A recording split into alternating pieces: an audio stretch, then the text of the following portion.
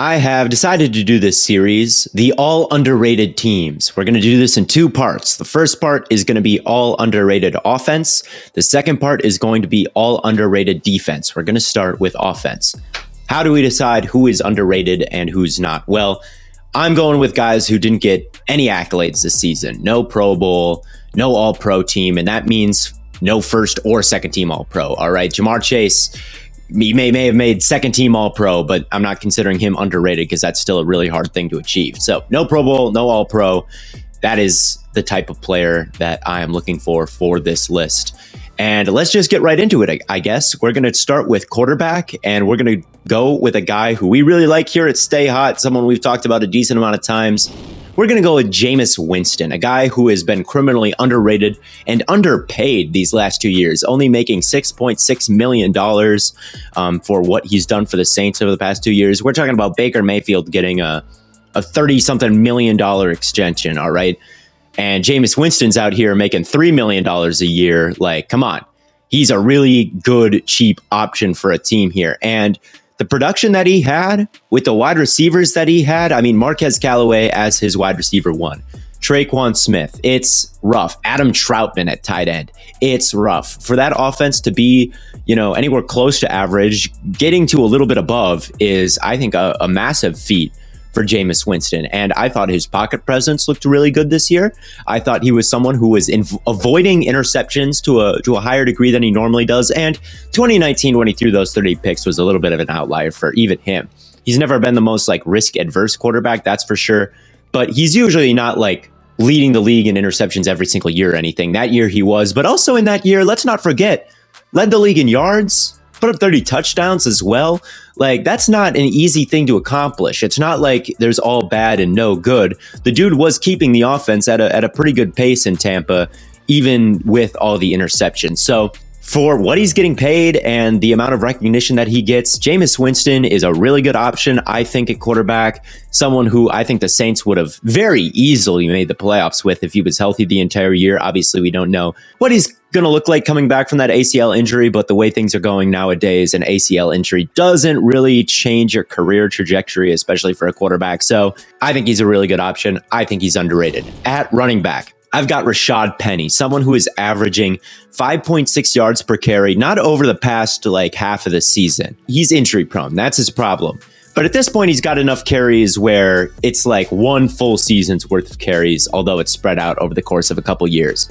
And the numbers are really impressive with him, and especially behind that offensive line. He's got an excuse to be inefficient behind an offensive line that is basically driving Russell Wilson out of town, or that's probably not actually going to happen. But even Russell Wilson is man, I want to play with a better offensive line. So to have a running back be that efficient behind that offensive line is super impressive. And over the last 7 games of this year, I mean, he was averaging well over 100 yards per game, 7-point-something yards per carry. It was ridiculous, the run he was on at the end of this year. And I think it's legit. For a bigger back, he's got a lot of speed. He's got a lot of momentum going forward once he hits the hole, and it's hard to bring down. You can't do it with arm tackles. And the other thing that makes him so dangerous is his vision. He is not bothered by penetration into the backfield. He stays patient, almost uses that to his advantage sometime, because if a defensive tackle is in the backfield, that means he's not on the line of scrimmage and there's a hole if you can just sneak in behind him. He was able to do that this year, and he was able to find cutback lanes, but he didn't look for them too much where he was just dancing behind the line of scrimmage. No, his vision was really good. His patience was really good. His breakaway speed for his size is really good, and that is how he is able to be so efficient over the course of his career. I really like Rashaad Penny. People write him off because they haven't seen a lot of him, but a healthy Rashaad Penny is a really, really dangerous running back, and we saw it over the last half of this year with that offensive line. At wide receiver, I'm going to build a little core here, and I think a wide receiving core should look like a basketball team a little bit. That's something that Kyle Shanahan said. You want a jump ball receiver, you want a true number one, you want a point guard, you want someone shifty, you want different body types.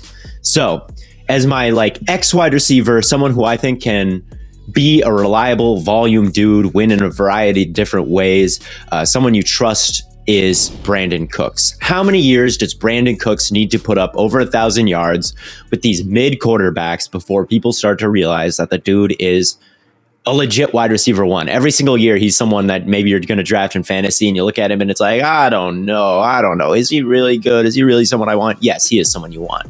And he's been proving that for a long time. The dude can make contested catches at the catch point. He's got a lot of speed. He's a good route runner at this point in his career. Wins in a variety of different ways and produces every single year. So he doesn't really get the Pro Bowls. He doesn't really get the accolades to show for it. But the dude at this point, if he is your wide receiver one, you feel okay about it. It's not like, Jamar Chase or Justin Jefferson is your wide receiver one. But Brandin Cooks is definitely in a higher tier than people give him credit for. So that would be like my wide receiver one. On the other side, Chase Claypool, I think. Chase Claypool is a really good deep threat. And when you're dealing with a washed Ben Roethlisberger, it's difficult to fill that role adequately. And so he didn't put up the greatest numbers this year. But I think that's more of a quarterback thing than a Chase Claypool thing. You put him on an offense that really guns the ball down the field and is accurate and is good at that. I don't think anybody is saying he's a bust or he's a clown or he's bad. The other thing about Pittsburgh wide receivers, everybody likes to hate them because of what they do on social media, their presence there. They're a little they like to talk trash on social media or whatever, so people want to see them fail. And Chase Claypool, with the situation that he was in, became a pretty hated member of the wide receiver community, which I don't really get. Same thing happened with Juju Smith-Schuster. I think Claypool is a really good deep threat. His passer rating when targeted fell from like 110 to 70 something points this year. That's like a 33 point drop off is what it was. 33 points. Is that because he got much worse, or is that because Ben Roethlisberger fell off a cliff and became much less effective, especially throwing the deep ball this year? I kind of think that it's number two. So Chase Claypool really hated. There was that incident where, they picked up a first down in crunch time and the ball got knocked out of his hands and it slowed everybody up. And he just got killed for that on social media, even though I think the biggest reason for that holdup was because Eric Kendricks knocked the ball out of his hands. I don't think that situational awareness from Claypool was quite as bad as it initially seemed, and that's kind of all people saw from Claypool this year. So right now, I think he's undervalued. Roethlisberger's obviously gone, so once you upgrade the quarterback position there, hopefully they can upgrade the quarterback position there. I think you're going to see Claypool be a really valuable contributor for that team once again. And for my wide receiver 3, I've got Kendrick Bourne, one of the best guys after the catch in the league this year, someone who had a really high catch rate on down the field throws, even though a lot of them were contested. Look, last year, the wide receiving core for the Patriots was atrocious. I don't think any quarterback could have survived in those environments. And they invested a lot in Kendrick Bourne and the tight ends this year. So it still is not a great wide receiving core, but adding Bourne into there is a better option by far than anybody was playing last year. He can get open. He knows the nuances of route running. He can be in the slot and create separation. And once he creates separation, he can make you look a little bit better with your yards by turning upfield. Had one of the best run after catch years or statistical seasons of anybody this year. Really good catching through contact. So he may not be a dominant wide receiver 1, but really useful player in a receiving core and someone that really elevated the Patriots passing game this year more than I think he gets credit for. So Kendrick Bourne, Brandin Cooks, and Chase Claypool, if that was your wide receiving core, nothing really special there, nothing super sexy, nothing that has gotten a lot of accolades or love on Twitter over the past couple of years here, but I think you could do a lot worse than those 3, and that would honestly be one of the best wide receiving cores in football, in my opinion, made up completely of guys who don't get a lot of respect. For the tight end in this offense, I'm going with Dawson Knox, someone who had 9 touchdowns this year after having 0 his entire college career. He started off a little inefficient, had maybe some issues with his hands, some drops. His catch rate was not high, even though he was receiving passes from a pretty good quarterback at Josh Allen.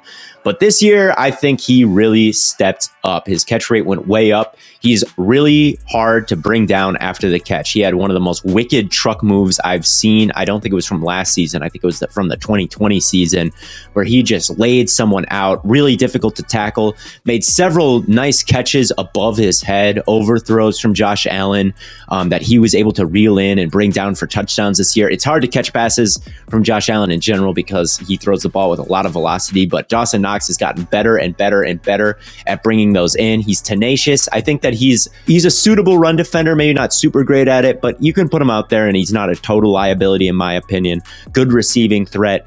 And he's just improved every single year that he's been in the league. And now at this point, with the toughness that he brings after the catch and the catch radius that he has developed, I think that he's one of the better tight ends in football right now. You feel really confident with him at the Y or in a variety of different positions, whether that be in the wide receiving formation or wherever you want to put him. I think he can pull it off. So Dawson Knox, underrated. All right, now going to offensive line. Left tackle, I'm going with Jordan Mailata from the Eagles. That guy was a beast this year and a big reason why the Eagles became like the number one rushing offense in football. They ended up being one of the best rushing offenses in football, even though they kind of refused to do it over the first quarter of the season.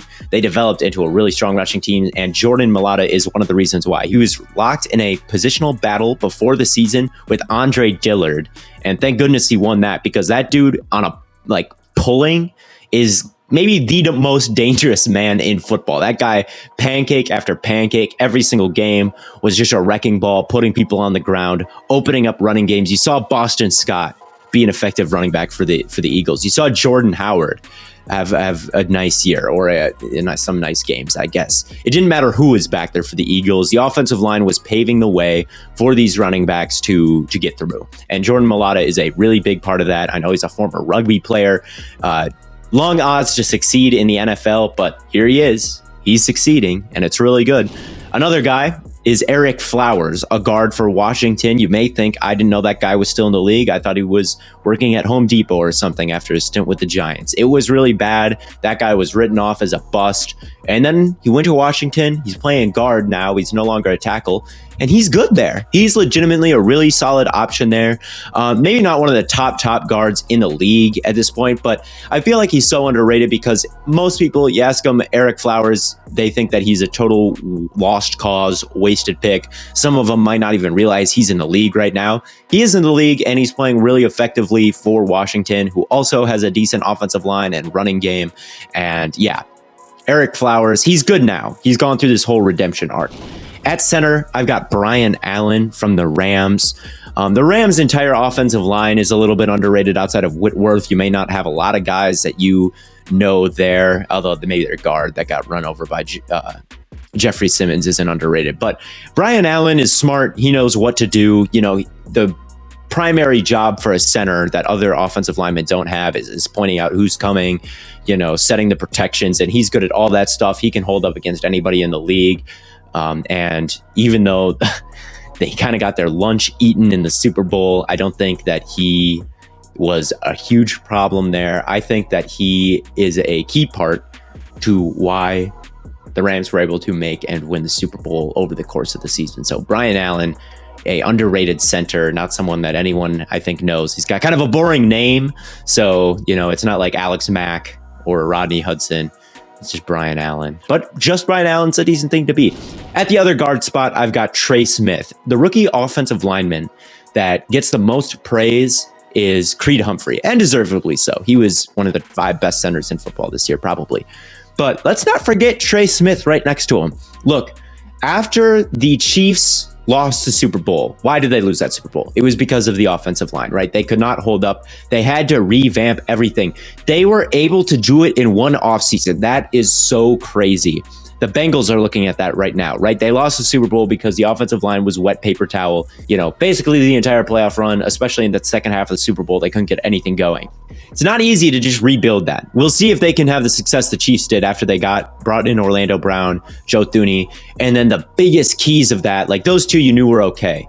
But then to draft Trey Smith, who is just an elite guard right away, and Creed Humphrey, that is so difficult to hit on all of those guys. And the Chiefs don't have the season that they do without him. All right. I was a little bit lower on the Chiefs, maybe, or I was not low on them because I didn't really see anybody else in the AFC that I really loved before the season. But like, I was like, I don't know, man, it's difficult to hit on everybody that they brought in for the offensive line. I don't know if it's going to be as good as people might think it is. And it was. And a lot of that is because they got massive production out of their 6th-round pick, Trey Smith. I don't think it saved their season because the skill positional group is good enough where the Chiefs are always going to be all right. But, they had their struggles this year in the passing game, dealing with the too high coverages. It wasn't smooth sailing each and every week for the Chiefs offense. And it would have been even worse if they didn't hit on Trey Smith and Creed Humphrey. And that it could have been a really tough sledding year for them if their offensive line wasn't so upgraded over where it was at the end of last year. So Trey Smith, a very integral part of the Chiefs having the season that they did. And lastly, Kolton Miller, the tackle for the Raiders. He was a little bit of a reach when the pick happened, and Raiders 1st-round picks always are.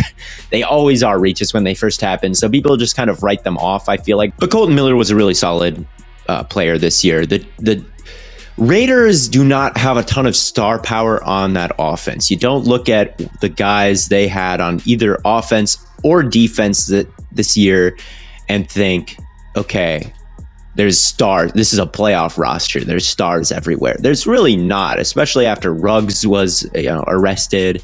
It looked like the sledding should be pretty tough. And I think Kolton Miller might be the best player on that offense, him and Hunter Renfrow and Derek Carr. But Kolton Miller's up there. He's one of the best players on that team, a team that is full of underrated players. That's how they were able to make the playoffs in the first place, is because, the star power isn't really there.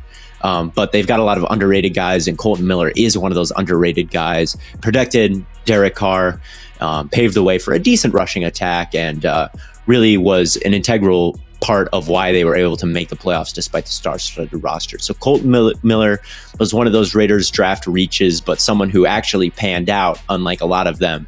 So he's underrated. And yeah, Winston, Penny, Cooks, Bourne, Claypool, Knox, Miller, Flowers, Allen, Smith, Mailata. What is the record of a team with that offense? Pretty damn good, in my opinion. That's a top offense in the league. If you can put all those guys together, none of them are recognized. None of them have accolades, but that's a really elite offense in my opinion. So I'll get into defense next time, and I'm excited to get into that because defensive players in general are more underrated than offensive players because people just understand offense more than they understand defense. So defense is going to be an even deeper cut. So I'm excited to get into that next week. Thank you for watching this week. Any underrated players on your favorite team, please let me know in the comments and give them their due, because there's a lot of guys who deserve it and don't get it. So your favorite underrated player, tell me what those are. Maybe I'll do a breakdown on some of them for TikTok. So thank you guys for watching, and I will see you soon.